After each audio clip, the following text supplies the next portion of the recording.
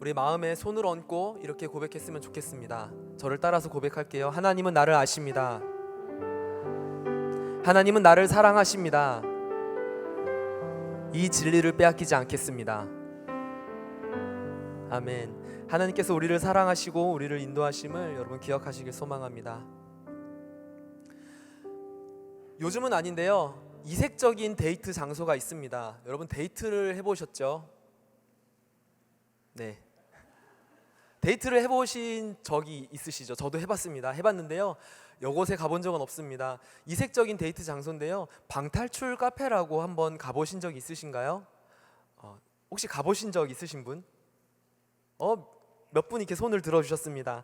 저는 가본 적이 없습니다. 저는 애초에 그 방탈출 카페라는 이야기를 들었을 때 좀 이상했어요. 그러니까 커피를 주나요? 혹시? 커피 안 줘요? 몰라요. 죄송합니다. 제가 다른 것을 보고. 혹시 커피를 주나요? 안 줘요? 줘요? 안 줘요?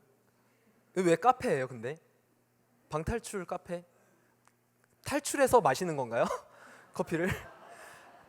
안 가봐서 모르겠습니다. 그 안에 여러 가지 트릭이 있다는 것을 알고 있습니다. 그래서 추리하고 그것을 맞추면 이제 나올 수 있도록 만들어 놓은 아주 색다른 재미를 주는 장소이기에 인기가 조금 있는 것 같습니다. 제가 이야기를 많이 들었어요. 제 아는 지인들 중에서 좋아하는 사람들이 있어가지고 새로 생긴 것 깨러 간다 뭐 이렇게 하면서 찾아가는 것을 제가 보았습니다.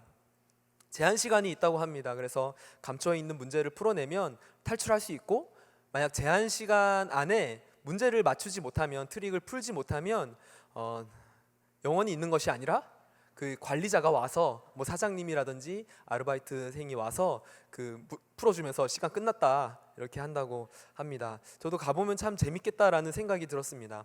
이 방탈출 카페는 재미로 가는 거겠지만, 때로는 우리의 삶에 내가 재미로 들어가지 않고 내가 선택해서 그곳에 들어간 것이 아닌데, 때로는 내가 애써야지만이 그것에서 탈출할 수 있는, 내가 노력해야지만이 그곳에서 나올 수 있는 그런 방탈출과 같은 인생의 미로가 있는 것 같다라는 생각이 제 안에 들었습니다. 그 곳 안에서 우리는 자유도 없고 의미도 없이 때로는 죄의 유혹이 될 수도 있을 것 같습니다. 그 죄의 유혹에 수렁에 빠져서 탈출해야지, 이제는 내가 이거 그만하고 나가야지 라고 했는데, 나가려고 하다 보니까 어떻게 나가지? 이곳에서, 이 수렁에서 내가 갇혀있는 내 자유가 빼앗긴 이곳에서 어떻게 나가야 하는 걸까? 모르는 순간이 있게 되는 것입니다.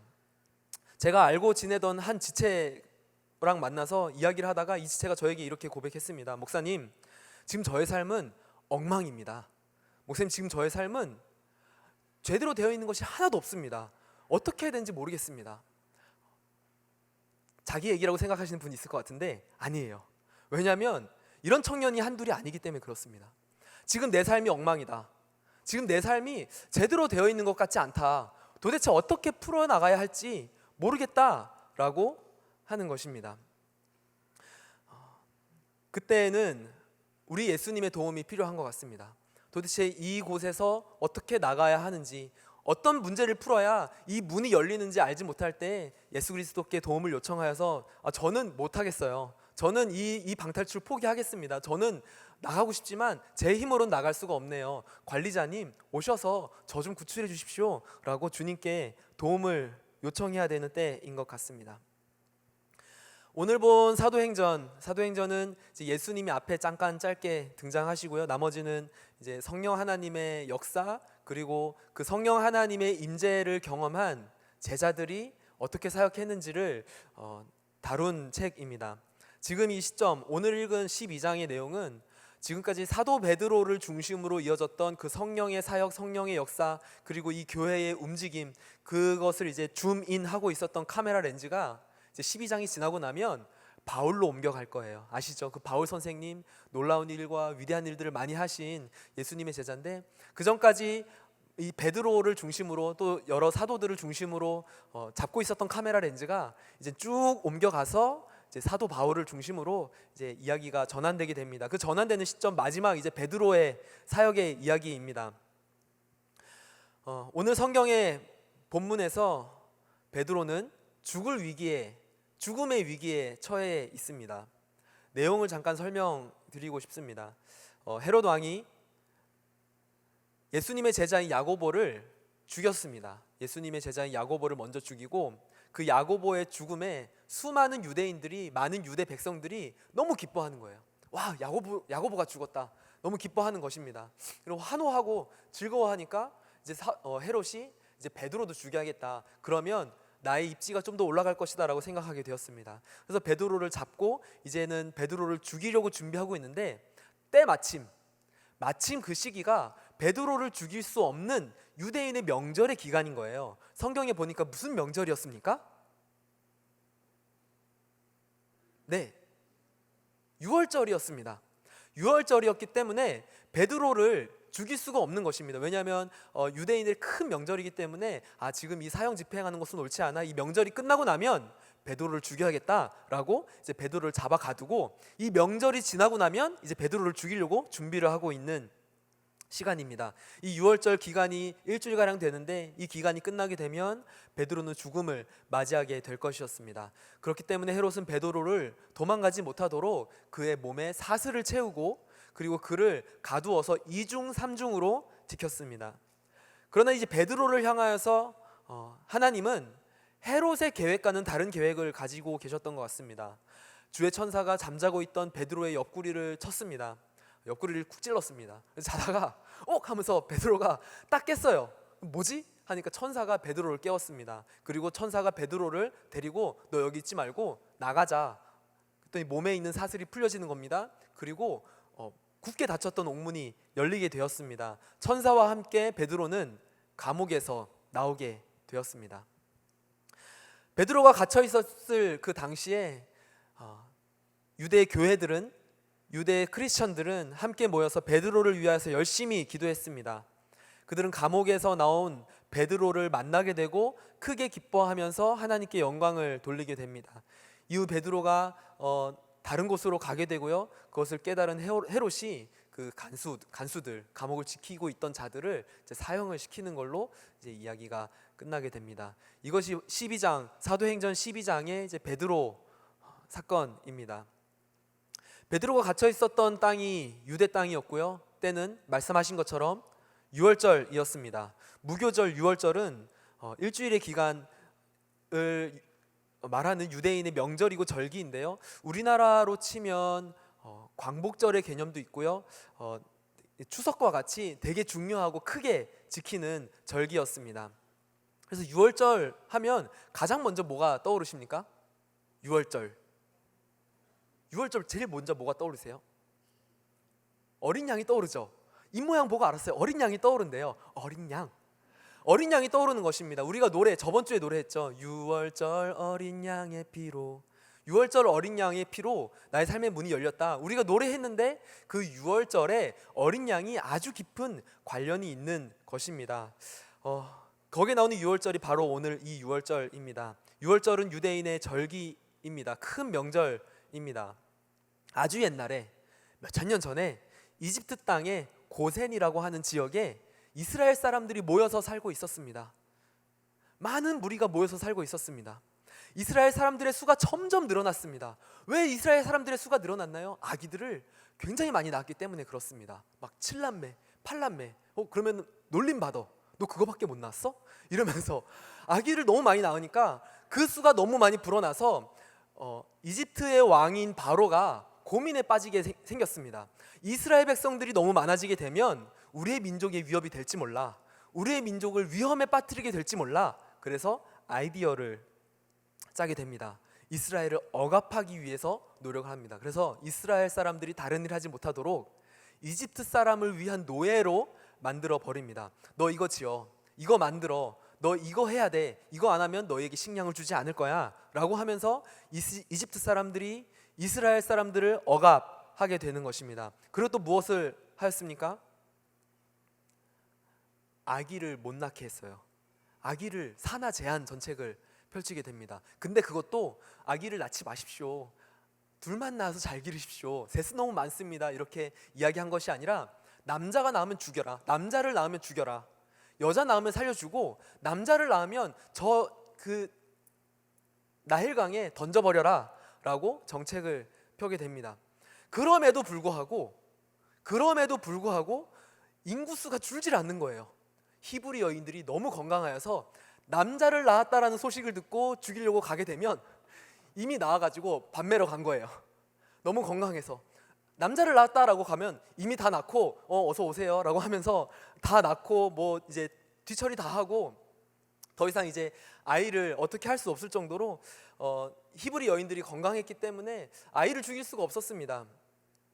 그렇기 때문에 이스라엘 백성들은 점점 사람들이 많아지게 되었습니다. 이집트 왕은 너무 불안했어요. 안 되겠다. 이 이스라엘 사람들을 억압하고 우리 것으로 만들어야겠다라고 생각했습니다. 더 강한 노역을 시킵니다. 더 그들을 못 살게 굽니다. 더 그들을 가난하게 만들기로 노력을 합니다. 그래서 이스라엘 백성들이 너무 힘들었어요. 하나님, 너무 힘듭니다.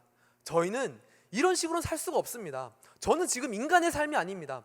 보십시오. 저 하루 종일 일하고 노역을 하고 내가 이렇게 땀 흘려도 내가 얻는 게 없습니다. 하나님, 우리 좀 돌아보십시오 라고 하면서 하나님께 부르짖게 되는 것이죠.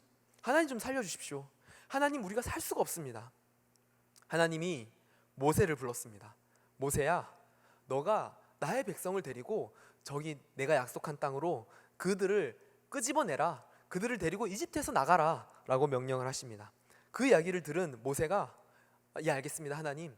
바로에게 갑니다. 바로 왕이시여, 우리 왕이신 우리의 신이신 여호와 하나님이 이 백성을 가라고 명령하십니다. 보내주십시오.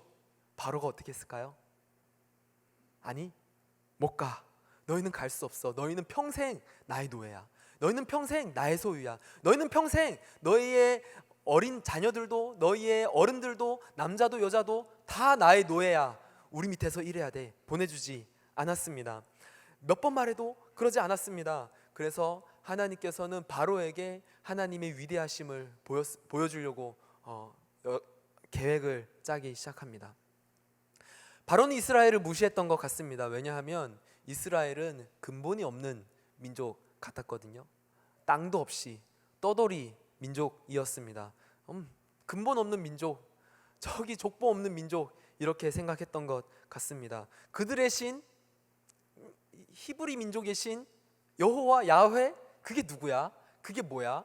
우리 신을 봐. 우리 신전을 봐. 우리를 다스리는 저 태양신을 봐. 저렇게 크게 생겼잖아. 저렇게 금으로 반짝거리잖아. 저렇게 부유하잖아. 저 정도 돼야지. 이렇게 생각했던 것 같습니다. 바로가 콧방귀를 뀌니까요, 하나님이 10가지 재앙을 바로에게 내리십니다. 첫 번째 재앙 무엇이었습니까? 피가 아니죠. 나일 강이 피로 변하는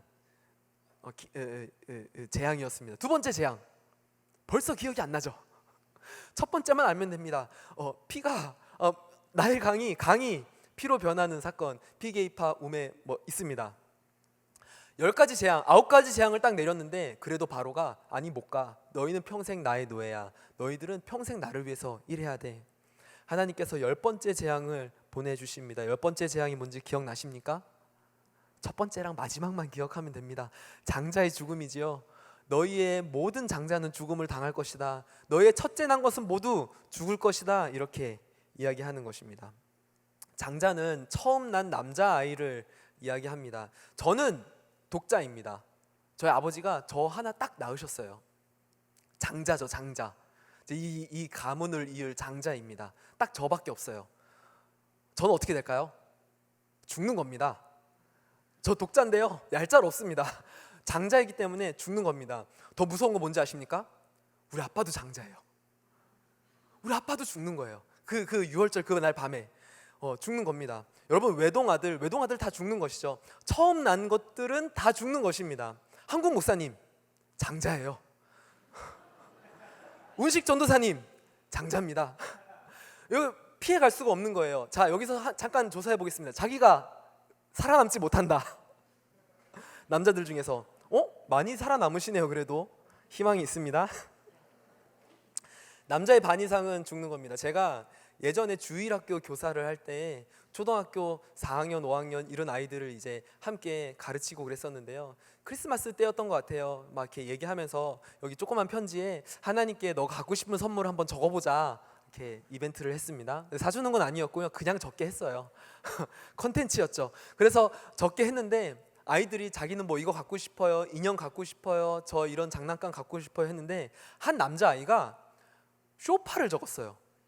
그래서 내가 잘못 본 줄 알았어요. 글씨를 못 써가지고 자세히 보니까 쇼파인 거예요. 그래서 너 불러가지고 너가 쇼파를 적었는데 맞냐? 했더니 맞대요.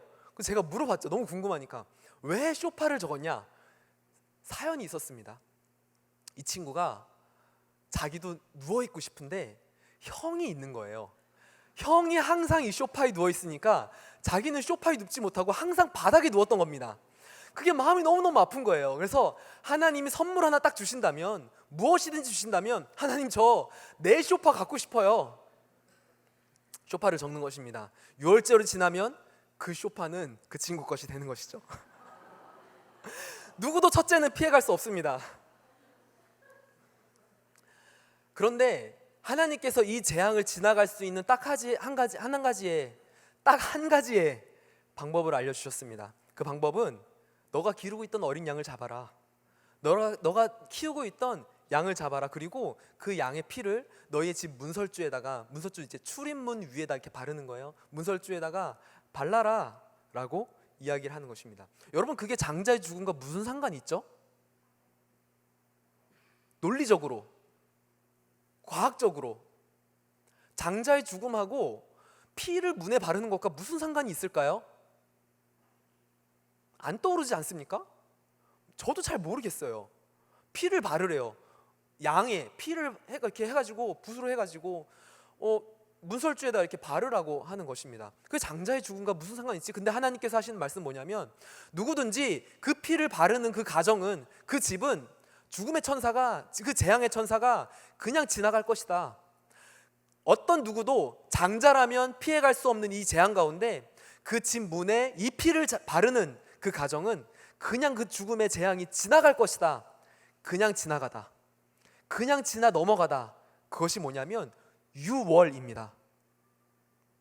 그게 유월이에요.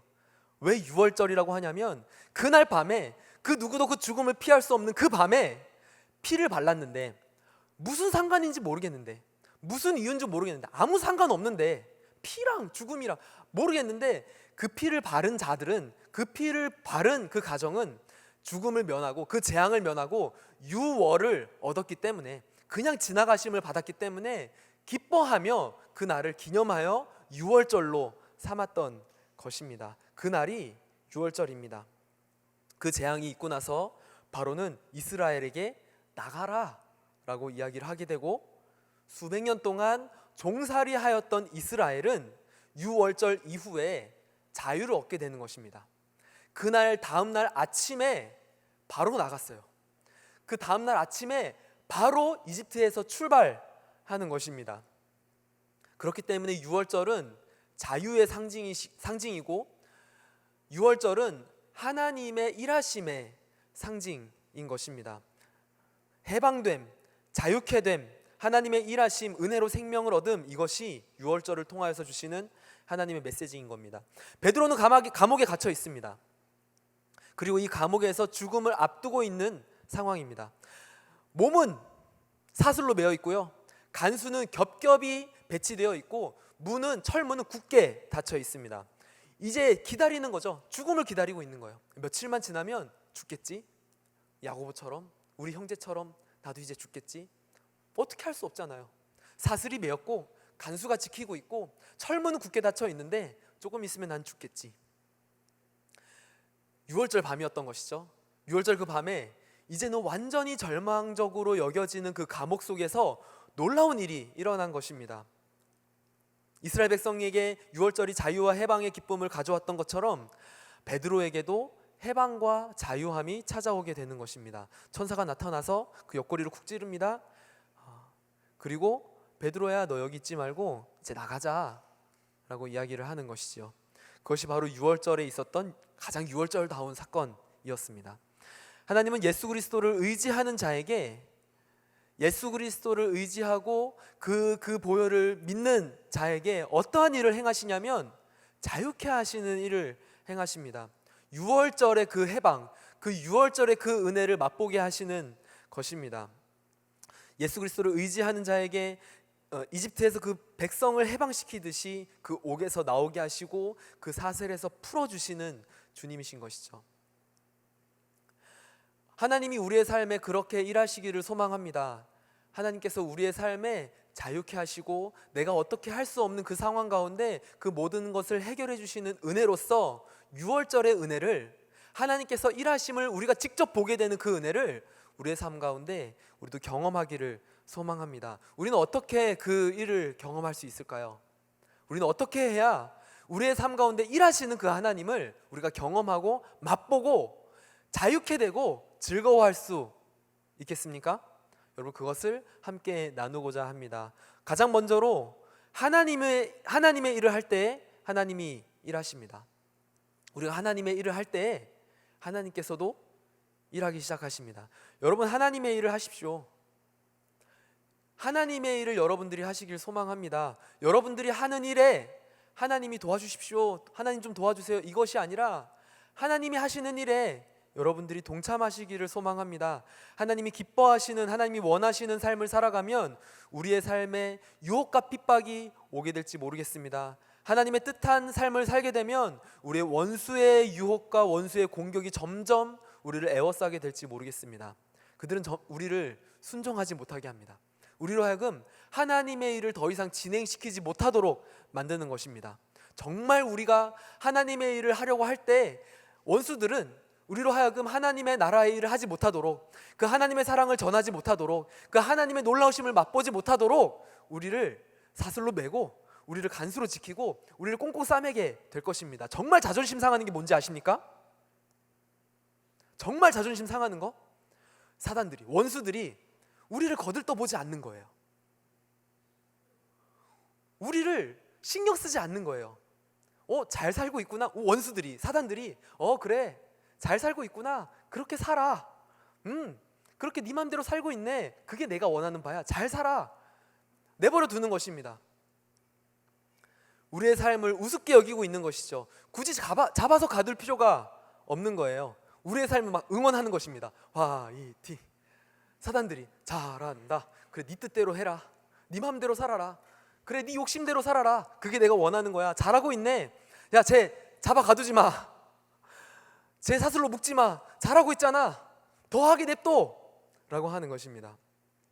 회의하면서 오늘 인천에, 오늘이 대청, 누구누구 순회 김땡땡 냅둬, 걔 잘하고 있더라, 잘 살고 있더라, 하나님의 뜻 아니라 자기 마음대로 잘 살고 있더라, 우리 응원해주자, 같이 기도하자 하면서 같이 기도해주고, 예배팀에 그 박 누구, 박씨가 있나요 지금 예배팀에? 박 누구 잘하고 있네, 자기 뜻대로 살아가고 있네, 우리 응원해주자, 우리 그 친구를 위해서 같이 편지 써주자 라고 하고 있는 것이죠. 하나님의 뜻에 관심 없이 잘 가고 있잖아, 냅둬, 그러면 우리는 그냥 이득 볼 거야 라고 하는 것입니다.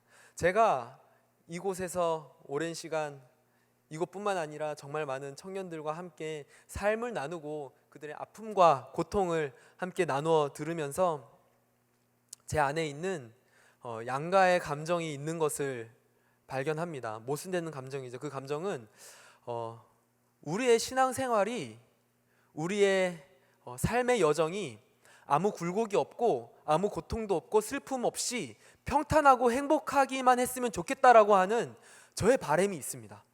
너무 이상하죠? 근데 여러분들이 아프지 않았으면 좋겠어요. 우리의 함께 하고 있는 이 지체들이 힘들어하지 않았으면 좋겠습니다. 눈물 흘릴 일이 없었으면 좋겠습니다. 매일매일 행복하게, 힘든 일이 없고 우리의 몸도 아프지 않았으면 좋겠어요. 허리 아프지 않았으면 좋겠습니다. 예배 때 열심히 뛰어도 우리의 관절이 상하지 않았으면 좋겠습니다. 아무 굴곡 없이 평탄하게 기쁨과 평안만 가득하다가 큐티하고 예배 드리고 중보기도 하고 이렇게 살다가, 그리고 나중에 좋은 남편, 좋은 아내 만나서 행복한 가정 이루고 자녀 이렇게 적당한 수 낳아서 힘들지 않고, 자녀도 되게 말 잘 듣는 자녀, 우리에게 고통이 되지 않는, 늘 순종적이고 자기 할 일 알아서 잘하는 그런 자녀 낳아서 매일매일 행복하고 기쁘게 그리고 예쁘게 살았으면 좋겠다. 그것이 저의 마음이 있는 거예요. 솔직한 마음에. 저도 그랬으면 좋겠고 나도 그랬으면 좋겠고, 우리의 삶의 어려움과 고통과 힘듦과 굴곡과 아픔, 슬픔, 절망, 무너지는 것, 깨어짐 없이 그냥 쭉 꽃길 행복하게 그렇게 주님과 함께 살면서 주님 곁으로 갔으면 좋겠다. 자다가 숨 쉬다가 이렇게 주님 갑니다 하면서 쭉 갔으면 좋겠다. 어떠세요? 나름 괜찮죠? 아무도 아프지 않았으면 좋겠거든요. 아무도 울지 않았으면 좋겠어요. 그게 제 마음입니다. 근데 다른 한편으로는 우리가 걷는 길이 꽃길이라서 걷는 것이 아니라 주님과 동행하면서 주님과 함께 길을 걷는 사람들이었으면 좋겠다. 꽃길이라서 걷는 게 아니라 어느 길이든 주님과 함께 걸었으면 좋겠다 라는 마음이 있는 것입니다. 하나님이 우리를 벼랑 끝으로도 인도하시기 때문에 그렇습니다. 하나님은 때로는 우리를 그 위태한 길로 인도하시기 때문에 그렇습니다. 사망의 음침한 골짜기로 우리를 걸어가게 하시는 것입니다. 하나님의 말씀에 순종하여서 안락한 꽃길에서 이제 비껴 나와서 그 벼랑 끝으로 아슬아슬하게 위태위태하게 걸으며 그 걸음 뗄 때마다 나는 모르겠는데요 주님과 함께라면 걸어갈 수 있습니다 라고 하면서 한 걸음 한 걸음 떼는 청년들, 그 길이 고통이 있을 수 있어요. 그리고 그 길에 안정감이 없을 수 있습니다. 안정감 너무 중요하지 않나요? 안정감, 내 삶의 안정감, 안정감 있는 관계, 안정감 있는 재정, 안정감 있는 수익, 안정감 있는 내 가족. 근데 주님과 함께 안정감이 전혀 보이지 않는, 찾을 수 없는 그 길, 주변 사람들에게 인정받지 않아도 그럼에도 불구하고 주님이 가자 하시면 주님 가자 하시면 갑니다. 그럼 가죠. 안정감 그게 뭡니까? 주님이 제 안정감이죠 라고 하면서 걸어갈 수 있는 그 길, 그런 청년이 되었으면 좋겠다는 마음이 제 안에 또 있는 것입니다. 그 길을 걸을 때 위태위태할지라도 안정감 없는 길일지라도 꽃은 없고 그냥 가시밖에 없어도 주님과 함께라면 기쁨으로 걸어갈 때 원수들이 뭐라고 하냐면 쟤 잡아, 쟤 못 가게 해, 쟤 더 힘들게 해, 쟤 마음 무너뜨려, 쟤 모든 상황 다 망가뜨려, 쟤 못 가게 해. 우리가 그런 믿음의 순종의 걸음을 걸어갈 때 원수가 이놈 보소 라고 하면서 우리의 손에 쇠사슬을 매기도 하고 우리의 삶을 위협하고 협박하고 우리의 삶의 환경과 상황을 무너뜨리고 안정감도 흩으면서 우리를 위협하는 것이죠. 왜냐하면 더 이상 우리가 주님과 동행하는 그 걸음을 걷지 못하게 하려고 하는 것입니다. 그때에 주님을 의지할 때, 주님의 일을 하며 주님과 동행하는, 주님의 일을 하는 그 기쁨의 걸음을 걸어갈 때에 우리의 삶에 하나님의 일하심을 우리는 경험하게 되는 것입니다. 어린 양 예수님을 의지하는 자들은 주님과 동행하는 그때에, 주님의 일을 하는 그때에 우리에게 유월절의 자유와 해방과 같은 기쁨을 허락하시고 하나님과 함께 홍해를 건너게 하는 그 경험을 우리의 삶에 허락하시는 것입니다. 쇠사슬과 철문을 열게 되는 경험을 하게 되는 것입니다. 그것이 바로 주님과 동행하는 삶입니다. 그것이 바로 하나님의 일하심을 경험하는 삶인 것입니다. 두 번째로 어떻게 우리의 삶 가운데 하나님을 경험합니까? 두 번째로 우리가 어떻게 하나님의 일하심을 우리가 경험하게 됩니까? 부르짖음에 하나님이 일하시는 것입니다. 부르짖음, 그것은 믿음의 기도입니다. 이집트 땅에서 백성들이 노예로 힘들게 살 때에 하나님은 그들을 구원하시기 위한 계획을 가지고 계셨습니다. 그리고 모세를 불러서 모세야, 내가 이제 나의 백성들을 출애굽시켜야겠다라고 이야기할 때 하나님이 이렇게 말씀하셨습니다. 출애굽기 3장 9절에서 10절입니다. 함께 읽도록 하겠습니다. 시작. 이제 이스라엘 백성들의 울부짖는 소리가 내게 들렸고 이집트 사람들이 그들을 억압한 것을 내가 보았다. 그러니 이제 너는 가거라. 내가 너를 바로에게로 보내 너로 하여금 내 백성 이스라엘 자손을 이집트에서 이끌어내게 할 것이다. 하나님이 왜 갑자기 일하기 시작하셨냐면요, 그 전에 다 준비하셨겠죠.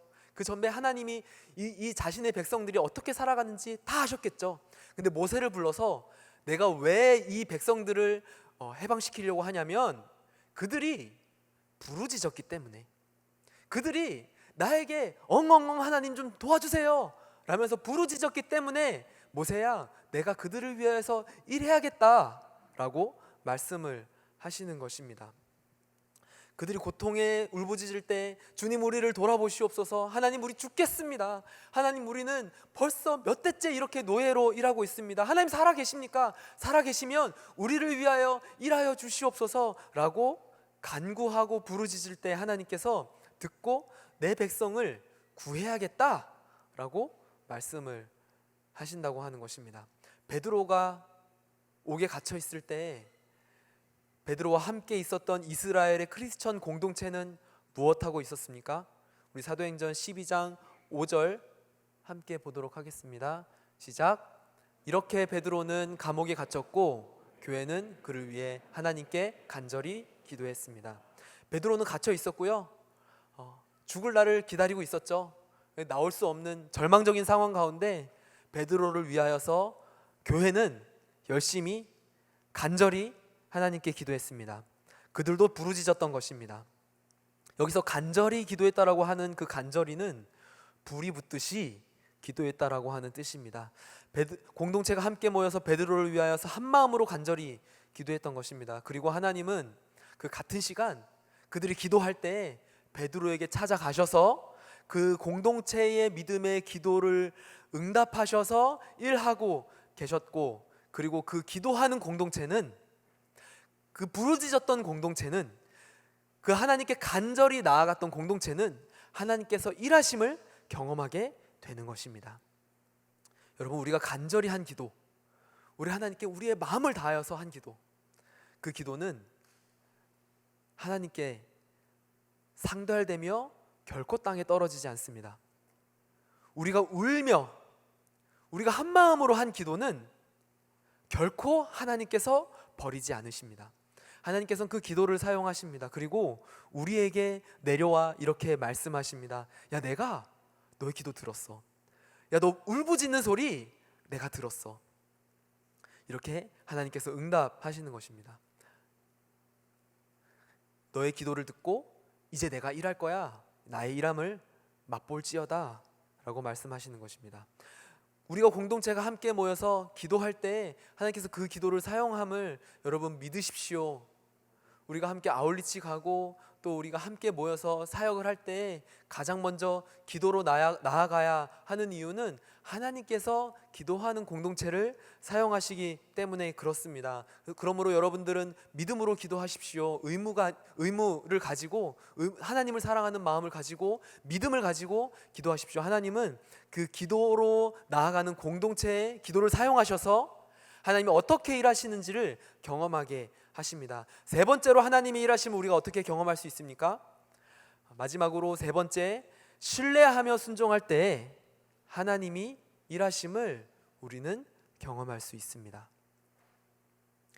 감옥에서 나온 베드로가 사람들이 열심히 기도하고 있는 그 마가 요한의 어머니 마리아의 집으로 가게 됩니다. 그리고 베드로가 아마 문을 쿵쿵쿵 두드렸던 것 같습니다. 그들이 기도하고 있어서 그런지 몰라도 잘 못 들었던 것 같아요. 근데 그 집안의 여종인 로데가 그 소리를 들었습니다. 그리고 누구세요? 문 앞에 누구세요? 라고 했는데 베드로가 저 베드로입니다 이렇게 대답했던 것 같습니다. 픽션입니다. 아마 그런 것 같습니다. 근데 그 로데가 그 이야기를 듣고, 보통은 이제 문을 열어줄 법한데 베드로를 위해서 열심히 기도하다가 소리가 들려서 누구세요? 했는데 저 베드로입니다. 그 얘기를 듣고 너무 놀란 거예요. 그래서 기도하고 있는 어른들에게 갑니다. 집사님, 권사님, 장로님, 베드로가 왔어요. 베드로가 지금 우리 집에 찾아왔어요 라고 로데가 이야기를 합니다. 사람들이요, 그 이야기를 듣고 너무 기뻐하며 공감하며 우리 기도를 들으셨다라고 하지 않고 이 여자를 나무라는 것입니다. 야, 너가 미쳤구나. 야, 너가 지금 제정신이 아니구나. 야, 너 지금 너무 기도를 열심히 해가지고 너 지금 제정신이 아니구나 라고 이야기를 하는 것입니다. 무시하는 것이죠. 베드로가 한 번 더 문을 두드렸습니다. 그래서 로데가 나가가지고 함께 문을 열고 베드로가 온 것을 확인하고 하나님께서 일하심을 놀라워하게 되는 것입니다. 여러분, 공동체가 함께 간절히 기도할 때 하나님이 일하심을 우리가 믿죠. 우리가 믿죠. 믿음으로 기도하지 않겠습니까? 우리 믿음으로, 우리에게 행하실 일들을 믿음으로 바라보며 우리 기도하지 않겠습니까? 근데 그것을 우리가 언제 확인할 수 있냐면 문을 열어야 확인할 수가 있는 것입니다.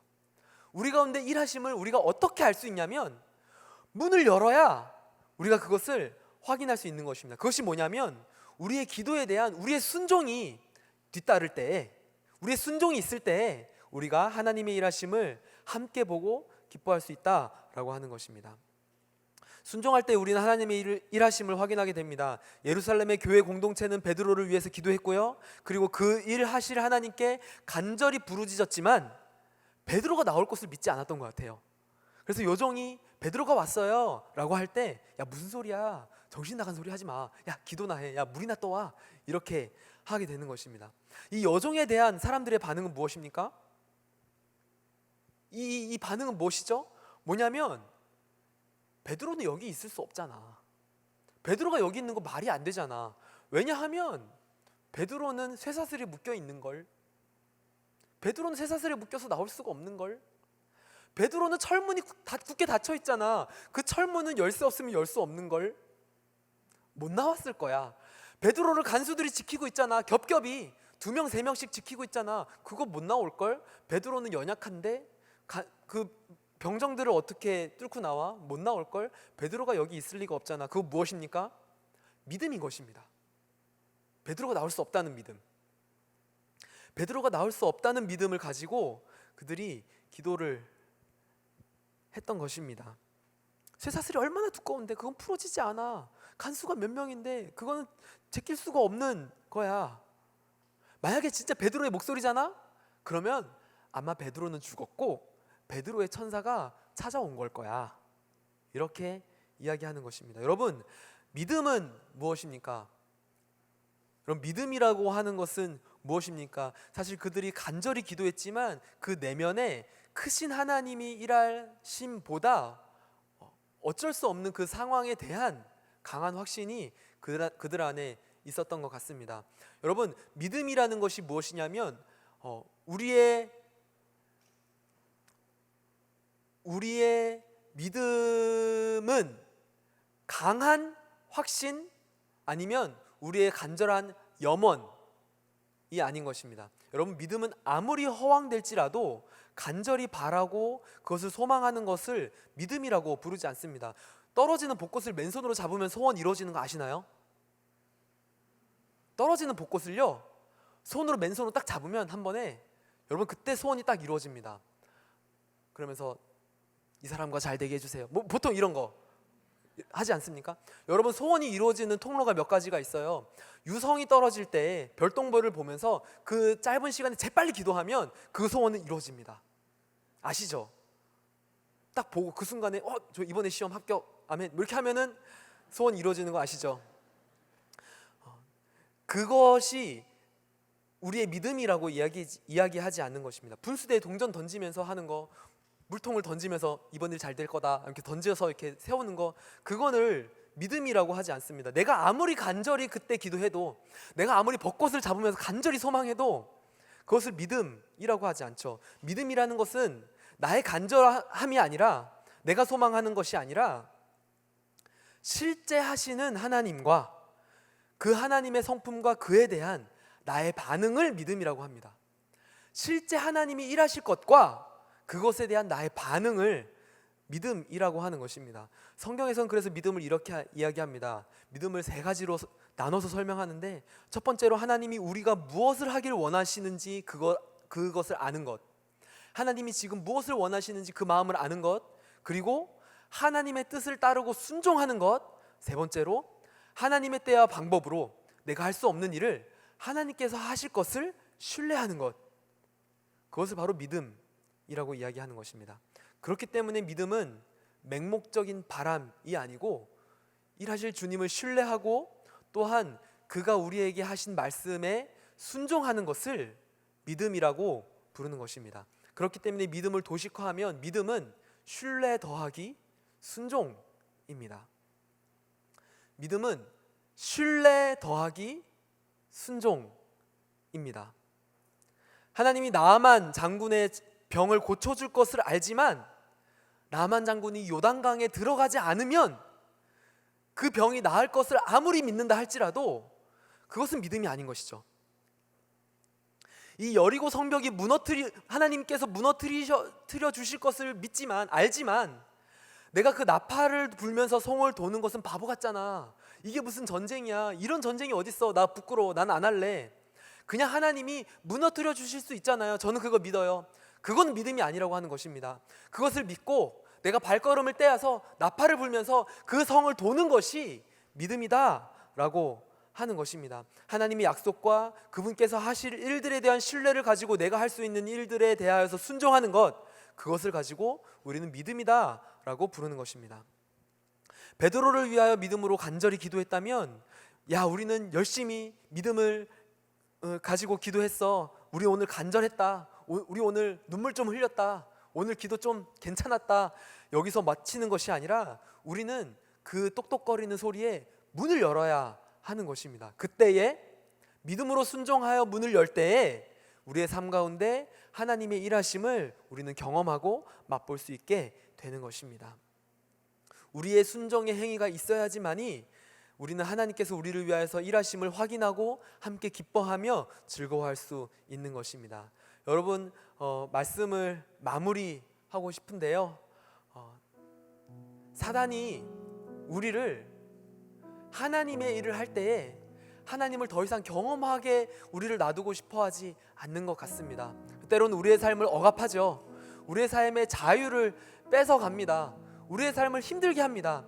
고통스럽게 하고 무너지게 합니다. 하나님의 이 말씀에 순종하여서 그분의 길을 따르는 것이 되게 유치하게 느껴지게 합니다. 그분의 말씀에 순종하여서 나아가는 것이 굉장히 손해보는 것 같이 느껴지게 합니다. 우리의 감정을 건드는 것이죠. 더 이상 이 무슨 의미야, 하고 싶지 않아 라고 만들게 하는 것입니다. 뿐만이 아니라 여러분, 사단의 전략이 굉장히 교묘해진 것을 여러분들 기억하십시오. 그전에는 우리의 몸에 사슬을 채우고, 그전에는 우리를 옥에 가두고 우리를 위협하여서 죽음의 위협으로 우리의 믿음을 지키지 못하겠다면, 지금 사단의 전략이 어떻게 바뀌냐면 하나님을 더 이상 의지하지 않도록 우리를 가두는 것입니다.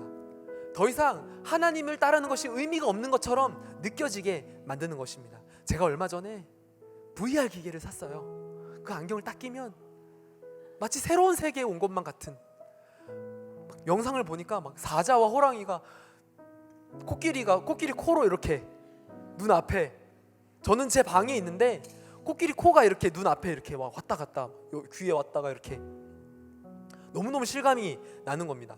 아이돌 콘서트를 딱 누르면 아이돌이 와갖고 제 눈에다가 이렇게, 너무너무 실감이 나고 마치 진짜 내 아이돌이 내 앞에서 막 이렇게 하는 것처럼. 여러분, 근데 그것은 현실이 아닌 것이죠. 그건 아무리 실감이 나고 내 앞에서 아무리 이렇게 해도 그것은 실제가 아니고 허상이지 않겠습니까? 만약 누군가가 그것에 빠져서 이게 진짜다, 지금 내 앞에 아이돌이 이렇게 하고 있다, 그 코끼리가 내 앞에 이렇게 하고 있다 라고 이야기한다면, 아니야, 안경을 벗어야 실제야. 그 안경 안에 있는 것은 가짜야. 안경을 벗어야지만이 너가 실제를 할 수 있어. 너가 지금 그것에 빠져 있어 라고 이야기하지 않겠습니까? 지금 사단의 전략이 우리에게 안경을 씌워놓고, VR 안경을 씌워놓고, 이것이 진짜 너가 살아야 할 세계야, 이것이 너가 살아야 할 세상이야, 이것에 만족을 시켜야 돼, 너는 이렇게 살아야 돼, 이것이 너가 진짜 너가 기쁨을 누리고 너가 참 행복하게 만들어줄 것들이야 라고 하면서 우리를 속이고 있는 것입니다. 우리 안에 이렇게 하고 있으니까 우리도 그게 진짜인 것 같아요. 그렇게 살아야 할 것만 같습니다. 그것에 맞춰줘야 할 것만 같습니다. 그래야지 잘 살고 있는 것처럼 우리를 속이고 있는 것입니다. 어느새 나는 실제를 살고 있는 것 같이 우리가 속게 되는 것입니다. 우리를 압제하는 것이 나도 모르게 나는 압제당하고 있지 않은 것 같은데, 나의 몸에는 쇠사슬이 없는 것 같은데 어느 순간 나 안경을 벗고 보면 우리의 삶, 실제 삶이 하나님께서 원하시는 진짜 우리의 삶이 존재하는 것입니다. 내가 진짜인 것처럼 느꼈던, 나를 불안하게 하고 나를 어렵게 하고 나를 고통스럽게 하고 있었던 그 삶이 진짜인 것처럼 여기고 전전긍긍하면서 불안하게 살고 있었는데 안경 벗고 보니까 그게 가짜였네, 하나님이 진짜의 삶을 예비하고 계시네, 우리가 깨닫게 되는 것입니다. 여러분, 그것이 우리가 지금 살고 있는 감옥이고요, 우리의 원수의 속임입니다. 원수의 세계에서 그것에 발맞추어 그 사고방식을 옳다고 여기고 살아가는 것, 여러분 그것엔 자유가 없고요, 여러분 그곳에서 나와야 하고, 누군가가 안경을 벗기면서 야 벗어봐, 진짜가 있어, 누군가가 해줘야 하는 것입니다. 그래서 여러분, 우리가 어떻게 해야 되냐면 하나님이 우리 가운데 일하시기를 소망해야 합니다.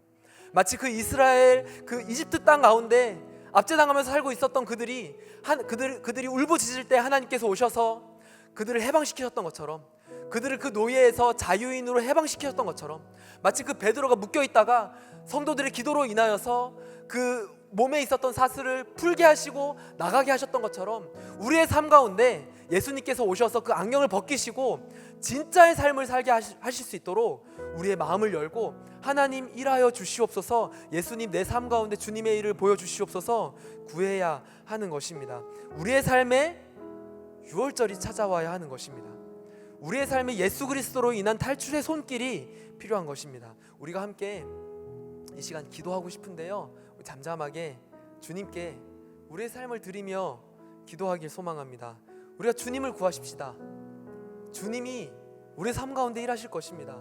주님이 우리를 너무너무 사랑하기 때문에 우리로 하여금 그렇게 그 허황된 삶을 살도록, 쫓아가도록 내버려 두시지 않고, 우리가 주님을 구할 때 주님이 필요합니다, 주님 내 삶의 주인이십니다 라고 고백할 때 주님이 오셔서 우리 삶 가운데 일하시며 우리 아픈 부분 만져주시고 우리의 억압되어 있는 부분 풀어주시며 우리의 삶 가운데 일하실 것입니다.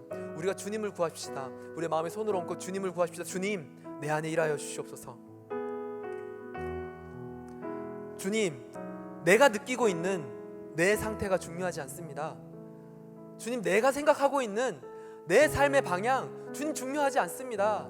주님, 내가 정말 원하는 것은 주님께서 내가 어떻게 살기를 원하시는가, 주님 내가 그거 알길 원합니다.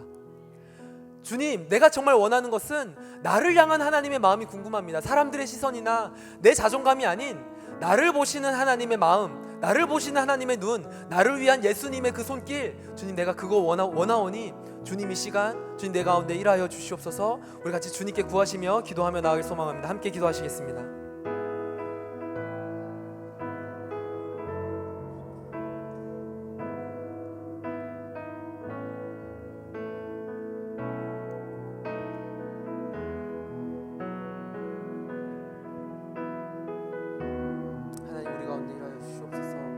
하나님, 우리는 주님이 필요합니다. 나의 힘으로는 벗어날 수 없고 나의 힘으로는 이길 수 없는 이 상황 가운데 주님의 도우심이 필요합니다. 주님이여 주옵소서. 주의 능력으로 주의 손길로 하나님 우리 가운데 일하시길 소망합니다. 하나님 주님의 일하심을 보게 하여 주시옵고 하나님의 일하심을 맛보게 하여 주시옵소서. 주님을 계속해서 초청하십시다. 주님 오셔서 일하여 주시옵소서.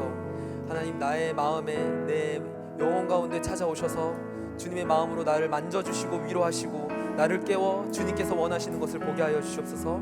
계속해서 기도합니다. 주님 일하여 주시옵소서. 우리 가운데 찾아오시고 하나님의 마음을 우리 가운데 부어주시옵소서. 주님의 마음을 우리 가운데 부어주시옵소서. 주님 일하여 주시옵소서. 우리 가운데 일하시는 것을 소망합니다. 주님 부어주시고 주님의 뜻을 우리를 인도하여 주시옵소서.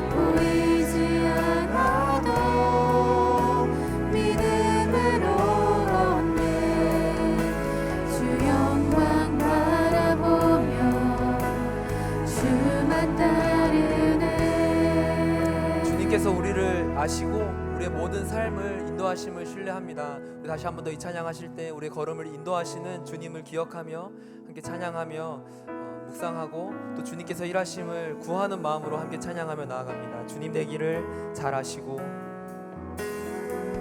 주님 내 길을 잘 아시고 내 걸음 아시네. 어둠에서 빛을 내시는 그분을 믿네. 무엇으로 주를 섬길지 어디로 가야 할지 헤매이는 나를 아시고 우리 다시 한 번 더 길을 고백합니다. 여시네. 주님 내 길을 잘 아시고 주님 내 길을 잘 아시고 내 걸음 아시네. 어둠에서 빛을 내시는 그분을 믿네. 어둠에서 빛을 내시는 그분을 믿네. 무엇으로 주를 섬길지 어디로 가야 할지 헤매이는 나를 아시고 길을 여시네. 내 삶은 주의 것, 내 삶은 주의 것, 내 삶은 주의 것. 온전한 신뢰를 주께 드리네. 보이지 않아도 믿음으로 걷네. 주 영광 바라보며 주만 따르네. 내 삶은 주의 것, 내 삶은 주의 것, 내 삶은 주의 것. 온전한 신뢰를 주께 드리네. 보이지 않아도 믿음으로 걷네. 주 영광 바라보며 주만 따르네. 좁은 길을 따르라. 좁은 길을 따르라. 승리의 주 영원한 생명 되시네. 영원한 생명 되시네. 고난 중에 순종을 배워가며 고난 중에 순종을 배워가며 너의 모든 삶 맡겨드리라. 너의 모든 삶 맡겨드리라. 다시 한 번 더 믿음으로 고백합니다. 좁은 길을 따르라. 좁은 길을 따르라. 승리의 주 우리 주님은 영원한 생명 되십니다. 영원한 생명 되시네. 우리 삶의 모든 고난 중에 순종을 배워가며 고난 중에 순종을 배워가며 하나님 우리의 모든 삶을 주께 맡겨드립니다. 너의 모든 삶 맡겨드리라. 내 삶은 주의 것, 삶은 주의 것, 내 삶은 주의 것. 온전한 신뢰를 주께 드리네. 보이지 않아도 믿음으로 걷네. 주 영광 바라보며 주만 따르네. 우리 시간에 주님께 온전한 순종 드리길 원합니다. 우리의 삶을 아시고 인도하시는 그 주님을 신뢰하며 하나님, 주님께 저의 기쁨이 있습니다. 주님께 참 행복이 있습니다. 내가 허탄한 것에 마음을 두지 않고 주님을 따를 때에 온전한 신뢰로 따르게 하여 주시옵소서. 주님을 믿을 때에 온전한 신뢰로 믿게 하여 주시고, 주님을 붙들 때에 하나님 내가 주님께 온전한 신뢰를 드리길 소망합니다. 하나님, 내가 주님을 더욱 사랑하며 주님과 동행하는 삶을 살길 원하오니 주님 우리 삶 가운데 오셔서 주님의 일하심을 보게 하여 주시옵소서. 주님께 온전한 신뢰를 드리길 원하시는 분들은 다 같이 자리에서 일어나셔서 하나님 우리의 마음 아시오니 주께 내 마음 드립니다. 같이 고백하길 소망합니다. 우리 함께 기도하며 나아가실 때 하나님 주께 온전한 신뢰 드리오니 우리의 신뢰를 받으시고 우리의 삶 가운데 주의 놀라운 일 행하여 주시옵소서. 우리 다 같이 주님께 우리의 삶을 드리며 주여 한번 크게 외치시고 기도합니다. 주여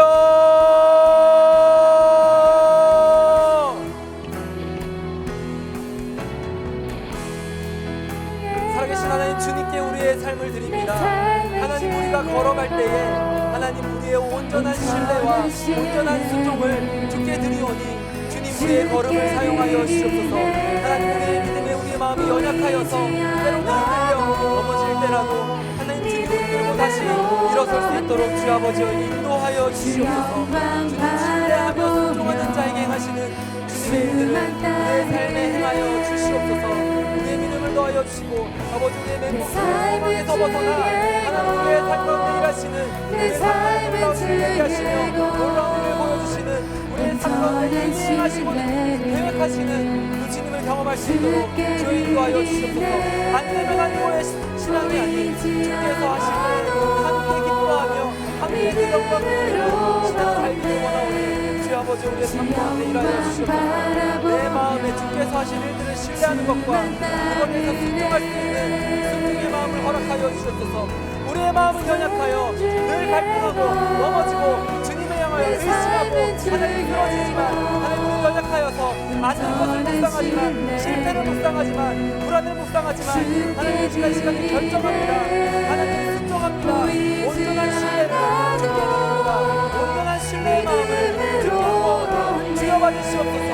주여 받으시고 받으시고 하시옵소서. 주여 받으시고 우리 응답하여 주시옵소서. 온전한 신뢰를 드리며 온전한 순종을 하며 온전한 걸음을 주님 옆에 걷는 주여 아버지 일하여 주시옵소서. 주님께서 일하십니다. 주님께서 일하심이 멈추지 않으십니다. 주님께 일하심을 쉬지 않으시며 주님께서 말씀하시지 쉬지 않고 주의 계획은 완전하며 온전하오니 하나님 주님의 때에 주님께서 일하실 것을 우리가 믿음으로 바라보며 우리에게 주님께서 힘주셨으니 하나님 우리가 이 자리 가운데 주님의 이름을 부르며 주와 동행하며 주와 동행하며 주여 일하여 주시옵소서. 주여 일하여 주시옵소서. 주님께 드리고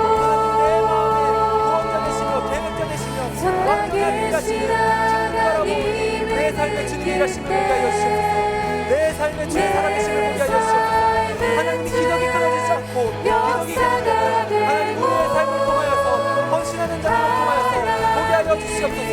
하나님 믿음의 기도를 사용하시고 믿음의 간증을 사용하여 주시고 공동체의 기도를 사용하여 주시고 우리의 간증을 사용하여 주시고 주께 헌신하는 자들을 그것을 우리의 삶으로 보여주는 자들을 사용하셔서 하나님의 살아계심과 일하심과 주의 뜻이 온전하게 땅에 떨어지지 않는 주께서 포기하지 않음을 하나님 이 세상으로 하여금 알게 하여 주시옵소서. 하나님 주께서 일하시는 것을 바라보며 나아갑니다. 하나님 주께서 일하시는 것을 주여 일하여 주시옵소서. 일하여 주시옵소서. 모든 시선을 주님께 드리고 살아계신 하나님 주님께 일하신 것을 우리가 신뢰하며 우리의 삶의 결정권을 주께 올려드립니다. 하나님께 대한 것들을 신뢰하며 우리의 삶의 모든 걸음과 방향을 주께 맡겨드립니다. 주여 일하여 주시옵소서. 이 공동체에 주의 살아계심을 맡겨드리오니 주여 행하여 주시옵소서. 주의 보게 하여 시선을 주님께 드리고 살아계신 하나님을 느낄 때 내 삶은 주의 역사가 되고 하나님이 일하기 시작한 모든 시선을 주님께 드리고 모든 시선을 주님께 드리고 살아계신 하나님을 느낄 때 내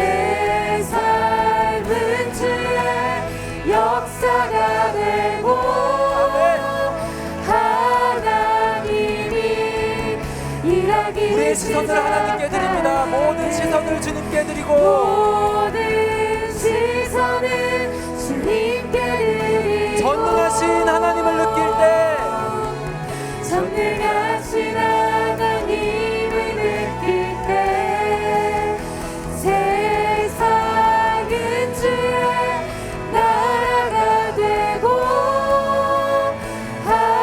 다시 한 번 더 우리의 삶 가운데 믿음으로 선포합니다. 하나님 나의 모든 시선을 주께만 드립니다. 모든 시선을 주님께 드리고 살아계신 하나님을 느낄 때 살아계신 하나님을 느낄 때 내 삶은 주의 역사가 되고 하나님이 다시 한 번 더 믿음으로 일하기 모든 시선을 시작하네 우리 주께만 드리고 모든 시선을 주님께 드리고 전능하신 하나님을 느낄 때 세상은 주의 나라가 되고 하나님이 일하기 시작하네. 주님께 우리의 시선을 드릴 때에 하나님의 일하심을 보게 될 것입니다. 우리가 세상을 바라보는 것이 아니라 허탄한 것을 바라보는 것이 아니라 주께서 보게 하시는 주가 일하시는 그것을 바라볼 때 우리의 삶 가운데 쉬지 않으시고 졸지 아니하시고 우리를 사랑하여서 지금까지 이끄셨던 그 하나님이 우리를 인도하시는 그 길을 보게 될 줄로 믿습니다. 우리 이 시간에 함께 한 마음으로 기도할 때 이 공동체를 위해서 기도하시겠습니다. 하나님, 이 공동체가 주님의 일을 경험하는 공동체 되게 하여 주시옵소서. 하나님께서 일하시는 공동체 되게 하여 주시옵소서. 하나님, 우리의 강함은 우리의 자랑은 우리의 인원이나 재정의 규모가 아니라 우리의 사역의 다양함이 아니라 우리의 강함은 우리의 자랑은 이 공동체의 기도로부터 나오오니 하나님, 우리의 능력이 주께 온전한 순종으로부터 나오게 하여 주시고 하나님, 우리의 사역이 확장되는 것을 하나님, 우리가 주님을 신뢰하며 걸음을 걸을 때 신뢰하며 순종할 때 원수의 모든 진이 무너지는 것을 보게 하여 주시옵소서. 하나님, 이 공동체가 주님의 이름을 가지고 나아갈 때 하나님, 모든 어둠이 물러가는 것을 보게 하여 주시옵소서. 하나님, 우리를 사용하여 주시옵소서. 주여, 3번 외치고 기도합니다. 주여, 주여, 주여,